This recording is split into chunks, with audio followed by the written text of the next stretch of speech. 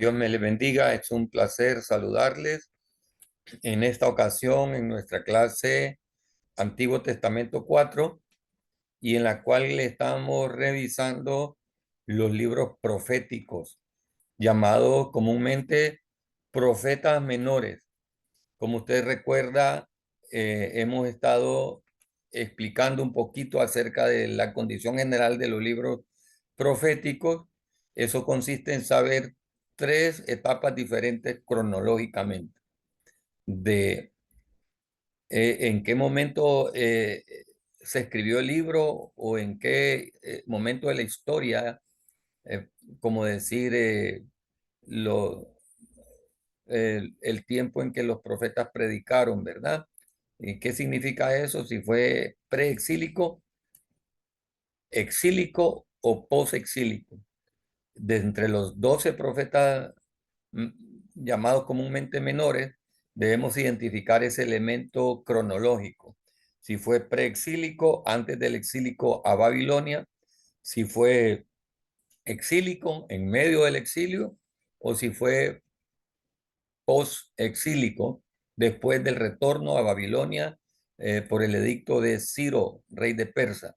Otro elemento que debemos identificar es la parte geopolítica. ¿Qué significa geopolítica? Bajo el gobierno de quién estaban, bajo qué condiciones vivían o a quién fue enviado el mensaje. Si fue enviado a la parte norte del pueblo de Dios, el reino del norte, cuya capital era Samaria y cuya nación era Israel, o el reino del sur, cuya capital era Jerusalén y el reino era Judá. Son dos elementos muy importantes y como práctica general usted debe de recordarse que temáticamente los primeros 9 profetas menores son preexílicos, o sea, Joel, Amós, Abdías, Jonás, Miqueas, Nahum, Habacuc, Sofonías. Sin embargo, los próximos 3, Ageo, Zacarías y Malaquías, son post-exílicos. ¿Y cuáles son los profetas exílicos? Los profetas mayores, Jeremías, Ezequiel y Daniel. Ellos, en el caso de Jeremías, fue preexílico y fue exílico en el momento del exilio. Y Ezequiel y Daniel fueron exílicos. Estuvimos revisando anteriormente en cuanto a los profetas menores, a Joel y a Oseas. Recuerde usted cuando vimos a Oseas, el gran dilema de Oseas fue que Dios le dijo que se casara con una mujer prostituta, como evidencia en carne viva de que Dios había dicho que Israel mismo se había prostituido. Y también revisamos Joel, ¿verdad? Donde hablamos de las plagas, la plaga de langostas que llegó en los tiempos de Joel, y esa plaga que fue literal, era símbolo de un juicio escatológico que venía sobre la nación escogida, el pueblo de Dios. Eso vimos en el libro de Joel. Posteriormente, después de Joel, vimos Amós, o sea, Joel, Amós. Amós es muy interesante porque es escrito por un profeta que vivió en el reino del sur, pero que profetizó en el reino del norte. Ese es Amós, hijo de agricultores. Por lo tanto, todo el lenguaje profético de Amós es de un agricultor, de un albañil, porque probablemente también él se dedicaba a la profesión de albañil. Es ahí donde vemos la expresión plomada de albañil. Y él decía, yo no soy profeta ni hijo de profeta, yo soy un cortador de higos. Y ahí vimos en el libro de Amós eh, el primer elemento del libro, que es juicio, juicio. Después del juicio, condenación, y después el reino es restaurado. Y hablábamos en aquella ocasión, eh, el, el orden de Dios en cuanto a la profecía. Primero Dios le dice a la nación, a través de sus verdaderos profetas, cuál es la condición pecaminosa en que viven los ciudadanos de ese reino. Y después les, les dice, por cuanto han hecho esta maldad, yo les traigo este castigo. Pero antes de castigarlos, yo les doy la oportunidad de arrepentirse. Y después también les da, después del castigo, si no se arrepienten, también les da la restauración. Ese es el orden profético de aquellos hombres de Dios que hablaban en nombre de su Señor. Primero les declaraban su pecado, después el castigo a causa de ese pecado, posteriormente les llamaban al arrepentimiento y por último el mensaje era que, que había que restaurarse. ¿Qué pasaría después de arrepentirse? Venía una restauración. Entonces también vimos en el libro de Amós la condición de los ciudadanos, de los ricos oprimiendo a los pobres, cosa que ocurre también en la actualidad, los ricos oprimiendo a los pobres. Y vemos en Amós 4, fue muy fuerte, ¿verdad? Si hoy se predicara así de fuerte, las iglesias quedarían vacías. Pero ¿qué fue lo que le dijo Dios a través de Amós? Aquellas mujeres que se habían ensoberbecido, les dijo vacas gordas de Samaria. Yo les hablo a ustedes, vacas gordas de Samaria. Y eso se los decía por la opulencia económica que habían llegado y no porque sea malo tener riquezas, sino más bien por la condición de maldad que había en ella. Y fue fácil decir eso. ¿Usted qué piensa? A ustedes les hablo, vacas gordas de Samaria. Y entonces vimos la importancia del libro de Amós. Vimos quién escribió el libro de Amós. Fue Amós de Judá, pero profetizó en Israel. Amós le pertenecía a la nación de Judá, pero predicó en Israel. Amós vivió en los tiempos de Jonás. Muy importante la historia de Jonás, ¿verdad? Entonces Amós vivió en los tiempos de Jonás. Cuando estemos en Jonás vamos a ver elementos muy importantes. El libro se escribió entre el año 760 antes de Cristo y el método en que se escribió es prosa, con el elemento de discurso profético. ¿Y cuál era el propósito del libro de Amós? Mostrar que el pueblo de Israel, ese pueblo escogido de Dios, se había alejado de su creador. Debido a sus pecados de vanidad, amor a la lujuria y al dinero, lujuria son pecados sexuales. El mensaje de Amós era de advertencia. Siempre va a haber un mensaje de advertencia. Vuélvanse a mí antes de que los destruya. Vuélvanse a mí. Si ustedes no se vuelven a mí, este será el castigo. Dios es un Dios santo, un Dios misericordioso, un Dios bondadoso, pero su carácter también es de ira. La ira de Dios es parte de su carácter. La ira de Dios es santa. Amós trató de instarlos al arrepentimiento. Todo buen profeta de Dios debe de predicar el mensaje de arrepentimiento, pero a la par del arrepentimiento debe de tocar la condición pecaminosa. Tristemente, una línea del ministerio profético solo presenta lo bueno que Dios puede traer a una nación, a una persona, pero no señala el pecado, no señala la maldad, no señala la condición de pecado, de soberbia, de contaminación. Es nuestro deber cristiano explicarle a las personas que están en pecados y que ese pecado, por consecuencia, le va a traer castigo, juicio de Dios, porque al que Dios ama también castiga. El castigo de Dios correctivo es señal de su amor bondadoso. ¿Para qué fue escrito el libro de Amós? ¿Por qué se escribió el libro de Amós? ¿Por qué cree usted que, que, que se escribió el libro de Amós? Podemos ver que primeramente para revelar el pecado. Dios habla para revelar el pecado.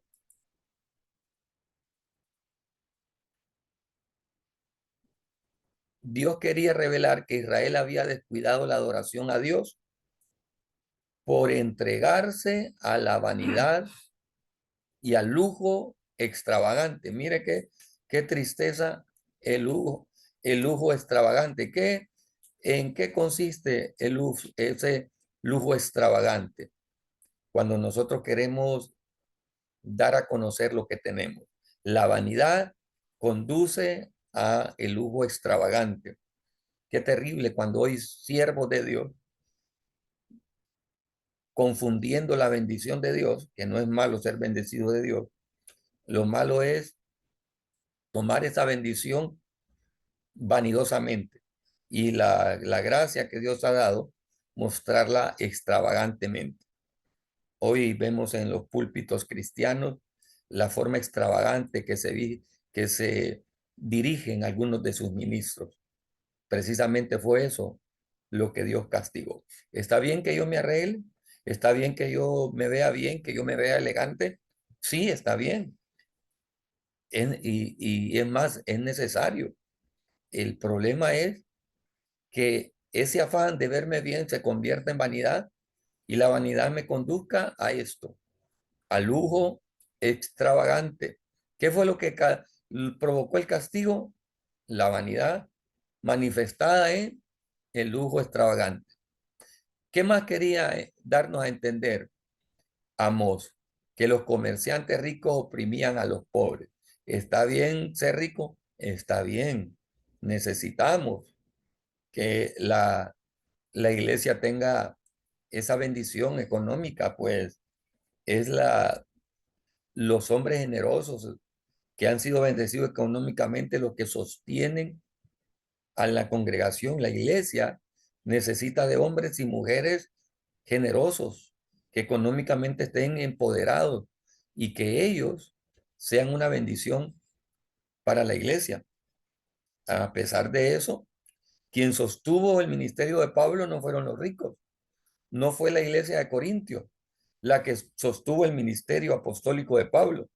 La iglesia de Corintios es una iglesia llena de riquezas, una ciudad con dos puertos, pero Pablo les decía, en el momento en que ellos querían ofrendarle, Pablo les decía, no necesito sus ofrendas, quédense con ellas. Mas, sin embargo, a la iglesia sumamente pobre, la iglesia de Filipos, las iglesias de Macedonia, Pablo les decía, gracias, sus aportaciones económicas son las que han sostenido mi vida en los momentos más difíciles.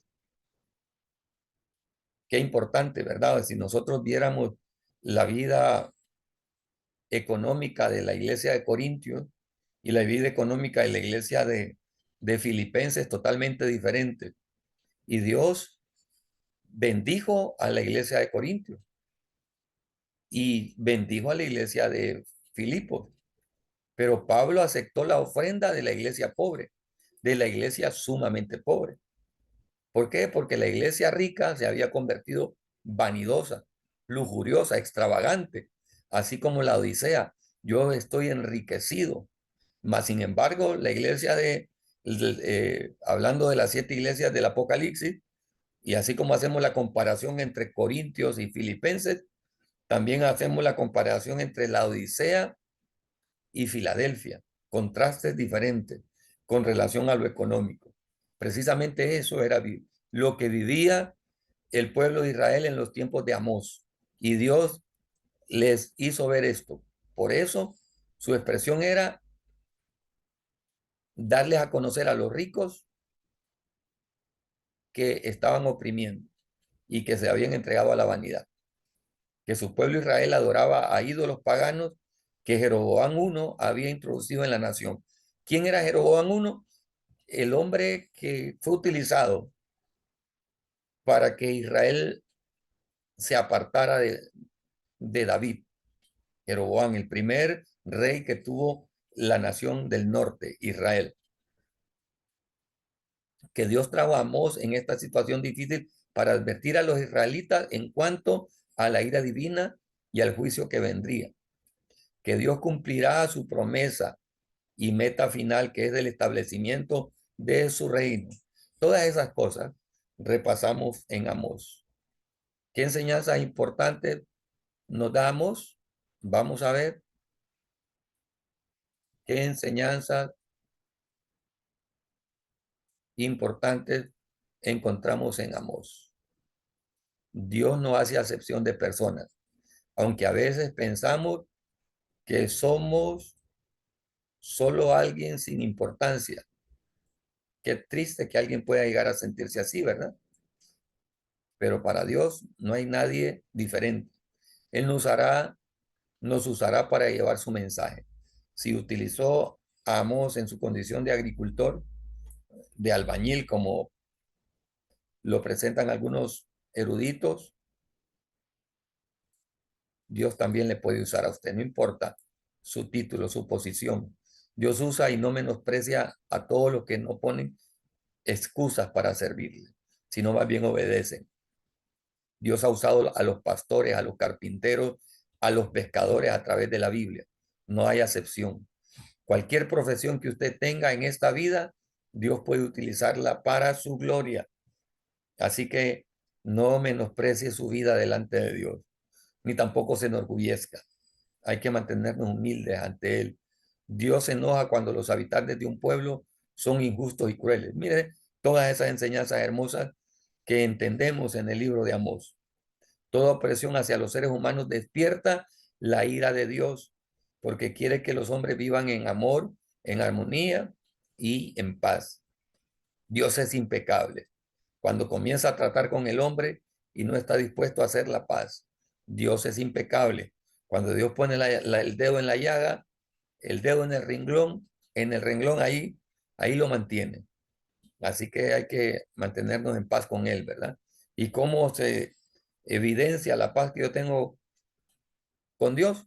Manifestando la relación que yo tengo con mis semejantes. Dios trata con su pueblo porque le ama. Después vemos un poco de Abdías.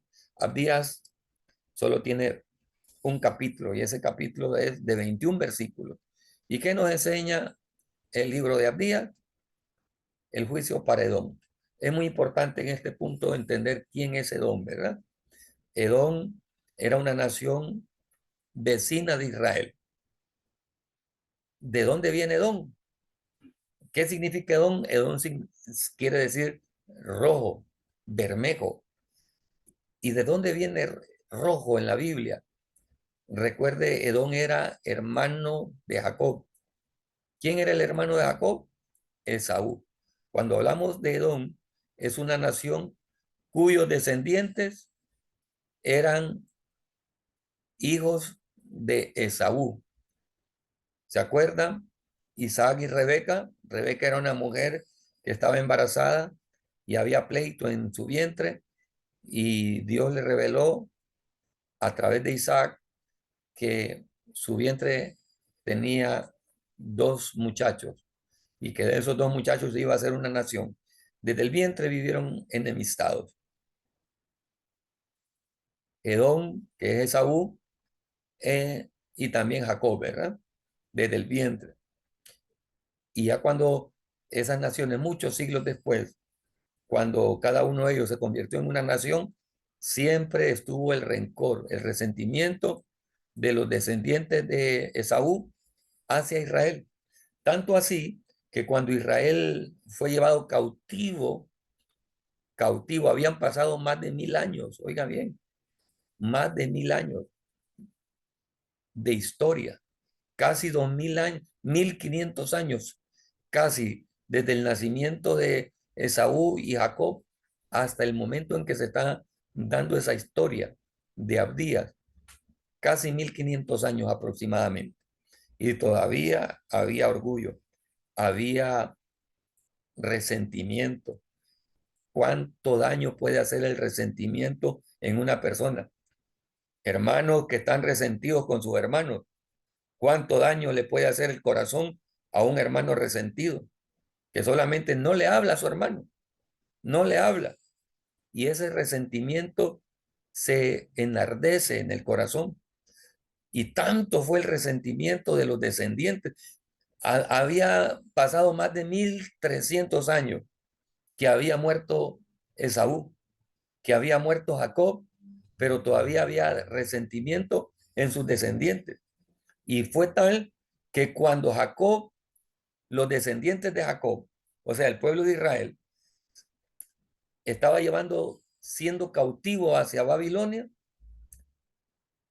los hijos de Edom se burlaban de los israelitas, se reían y es aún más, los aprendían, los capturaban para que no escaparan de sus perseguidores. Dios castigó esa actitud en Edom a través de la profecía dada por Abdías, que también la encontramos, si mal no recuerdo, en el capítulo 48 o 49 de Jeremías, pero no vamos a ir ahí. Entonces, del verso 1 al verso 9, la arrogancia de Edom, la advertencia de Dios, siempre hay una advertencia, la destrucción, el saqueo contra la nación y la devastación. Ese es el juicio para Edom. ¿Y cuáles son las causas del juicio? Aquí nos explica del verso 1 al 9 que Dios trae juicio. ¿Y cuáles son las causas del juicio? Porque ellos eran malos. La malicia de Edom contra sus primos. Eran sus primos. Los de Judá eran primos de Edom. Habían ofendido a Judá, lo habían atacado y se habían alegrado por el castigo. Dios, óigame bien, Dios estaba castigando al pueblo judío por su mala acción. Yo me acuerdo cuando era un niño que hubo un incendio en la colonia donde vivía mi tía y se estaban quemando las casas. En Ringlé eran unas casas pobres, casitas pobres, y una señora a todo reírse, a burlarse de las casas que estaban siendo quemadas. Se burlaba y decía, ja, ja, ja, ja", y se reía. Y la casa de ella estaba en la hilera de casas que se estaban quemando. Minutos después de la risada que ella se estaba pegando, burlándose porque a sus vecinos se les estaba quemando la casa, minutos después, su misma casa empezó a agarrar llamas y su alegría, su burla, se convirtió en llanto. Yo era un niño como de 4 o 5 años y me acuerdo bien. Después de eso, seguí a la casa de mi tía y por misericordia de Dios, mi tía ya era cristiana. Llegaron los bomberos, apagaron la casa, muchas casas se quemaron, la casa de la señora que se burlaba se quemó a medias, pero ella empezó riéndose, viendo las casas vecinas quemarse y de repente la suya propia terminó siendo quemada. Y el futuro para Israel. En medio del castigo hacia Adón, Dios dice, así como estoy castigando a Israel, así traeré bendición para Israel. ¿Y en qué consistía la bendición para Israel? En juicio, en juicio para Edom, juicio para Edom y para el resto de las naciones paganas, cumplimiento del juicio, futura liberación de Israel y algo que de nuestra perspectiva dispensacional predicamos el reino mesiánico, que se dará después de la gran tribulación. Entonces, esta es la carta profética que Dios le da al pueblo de Edom a través de Abdías. Voy a leer, a buscar en mi Biblia por aquí el libro de, el libro de Abdías, un libro de un solo capítulo con 21 versículos. Y usted va a ver todo lo que dice. Esta es la visión que el Señor soberano reveló a Abdías acerca de la tierra de Edom. Hemos oído un mensaje del Señor que un embajador fue enviado a las naciones para decir, prepárense, prepárense todos, convoquemos a nuestro ejército y ataquemos a Edom. El Señor dice a Edom, te haré pequeña entre las naciones, serás muy despreciada. Has sido engañada por tu propio orgullo, porque vives en una fortaleza de piedra y haces tu morada en lo alto de las montañas. Hay mucho que hablar sobre eso, ¿verdad? La posición geográfica en la que vivía ese pueblo. ¿Quién puede tocarnos aquí en las remotas alturas? Te preguntas con arrogancia. Pero aunque te remontes tan alto como las águilas y construyas tu nido entre las estrellas, te haré caer estrepitosamente, dice el Señor. Mira qué tremendo. Y al final, en los últimos versos, da la palabra de castigo y la palabra de redención. Así que Dios es un Dios justo, que castiga el pecado, que castiga la maldad, pero que primero da una palabra de reflexión, de arrepentimiento. ¿Qué nos enseña el libro de Abdías? Aunque el escritor dice que Abdías fue la fuente que estamos buscando, dice que fue en tiempos de Elías y de Eliseo, entendemos que fue después, ¿verdad? Fue en los tiempos de la migración, de la transmigración, pero es algo tremendo lo que ocurría, ¿verdad? ¿Cuál es el propósito? Mostrar el castigo que sobrevendría a Edom por unirse a otros enemigos de Judá para saquear e incendiar las ciudades de Jerusalén. El nombre de Abdías en hebreo se escribe Abadía y significa siervo de Jehová. Hay muchas cosas hermosas que podemos hablar de Abdías, de Jonás, por ejemplo. ¿Quién fue Jonás? Recuerde, Jonás se divide en dos porciones. Jonás huyendo de Dios y Jonás huyendo, corriendo de Dios y Jonás corriendo hacia Dios. Hay dos comisiones en el libro de Jonás. El capítulo 1 y el capítulo 2, la primera comisión que fue rechazada, y el capítulo 3 y el capítulo 4, la segunda comisión que fue aceptada. ¿En qué consiste la primera comisión? Dios lo llama y él huye. Y por causa de huir de Dios, de esconderse de Dios, ¿cuántas personas se han escondido de Dios, verdad? Encontramos allá el primer hombre que se escondió de Dios cuando le dijo, oí tu voz en el huerto y tuve miedo y me escondí porque tuve miedo. También Jonás huyó de Dios. No hay nada más terrible que esconderse de Dios. Jonás no quiso enfrentar el reto de Dios de ir y predicar el mensaje del el evangelio de salvación, de decirle arrepiéntanse porque viene castigo. Y Jonás huyó. Y esa por huir de Dios, un gran pez se lo tragó. Y vemos el capítulo 1, Jonás huyendo de Dios, corriendo de Dios.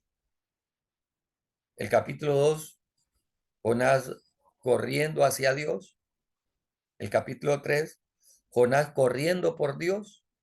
Y el capítulo 4, Jonás corriendo contra Dios. Mire que en estas cuatro expresiones yo le voy a resumir el libro de Jonás. Primera parte, primer capítulo, Jonás corriendo de Dios, saliendo de Dios. Segundo capítulo, Jonás corriendo hacia Dios, volviendo a Dios. Capítulo 3, Jonás corriendo por Dios, cuando en todo el capítulo 3, Jonás predica el mensaje.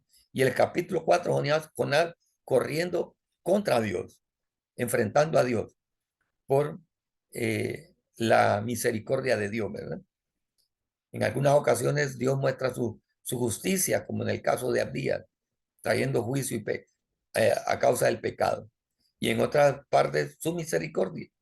Cuando Dios muestra juicio y cuando Dios muestra misericordia, dependiendo de la calidad del ser humano, si se arrepiente o no. Vemos algunas características del libro de Jonás. Autor del libro fue Jonás, ¿verdad? Hijo de Amitai. Él era de las 10 tribus de Israel y creció cerca de Nazaret. ¿Cuál es el propósito? Mostrar que la misericordia de Dios se extiende a las naciones paganas y que Él desea la salvación de ellos. Aunque su pacto solo fue con Israel, Dios no abandonó al resto de la humanidad.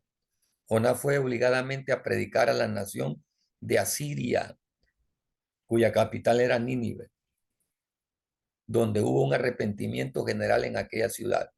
Dios, amados hermanos, nos ha llamado a predicar arrepentimiento y perdón de pecados. Y esa es nuestra misión.